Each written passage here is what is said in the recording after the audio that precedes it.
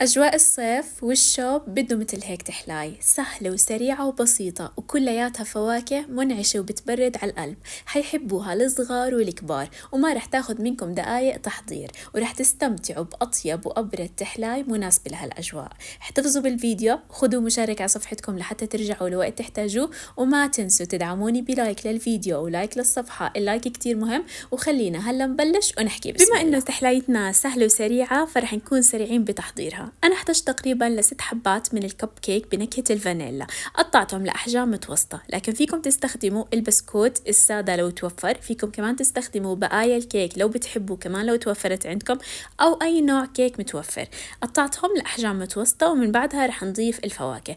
بالنسبة للفواكه كمان أي نوع متوفر عندكم وأي نوع أنتو بتحبوه. أنا ضفت الفراولة وبالإضافة إلى الكيوي، وأيضا ضفت الدراء والخوخ، لكن لو بتحبوا تضيفوا العنب، المانجا، الأناناس، التفاح أو الموز. زكاتها هالتحلاي نكتر فيها الفواكه، وبالإضافة إنها تكون موسمية ومنعشة. مثل ما عم بتشوفوا من بعد ما قطعت الكيوي لأحجام شوي متوسطة لصغيرة رح نضيفها ونخلط كل الفواكه مع بعض ما بين الدراء والخوخ وأيضا الفراولة والكيوي. خلطتهم مع بعض وهلأ رح أبلش أضيفهم للقالب. بالنسبة للقالب اللي رح نحضر فيه هالتحلاي فيكم تستخدموا أي نوع قالب متوفر عندكم، سواء كان سيليكون أو جرانيت، لكن لو كان جرانيت يفضل تضيفوا له كمية قليلة من الزيت النباتي تدهنوا فيه كتير منيح لحتى نتجنب إنه تلزق عنا التحلاي. من بعد هيك رح نبلش نضيف الفواكه اللي قطعناها مع الكب كيك كمان اللي قطعناه، ضيفوهم بالتناوب ورا بعض لحتى تخلصوا كامل الكمية.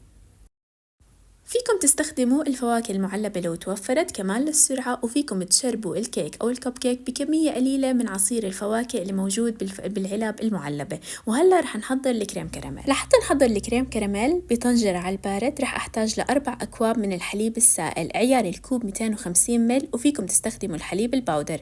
رح أضيف عليه نص كوب من الحليب الباودر، وبالإضافة إلى 3 باكيتات من الكريم كراميل، وأيضا رح أضيف علبة من القشطة.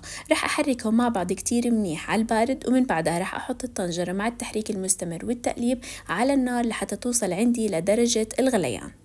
مثل ما عم بتشوفوا من بعد ما حطيت الطنجرة على النار مع التحريك المستمر لحتى توصل عندي لدرجة الغليان، راح أتركها على النار بعد الغليان مع التحريك تقريبا من 2 ل3، ومن بعد هيك مباشرة راح أبلش أصبها فوق الفواكه والكيك اللي قطعناه لحتى تخلص كامل الكمية. راح أتركها على جنب شوي لحتى تهدى وتصير عندي بدرجة حرارة الغرفة، وراح أدخلها على الثلاجة لحتى تبرد بالكامل.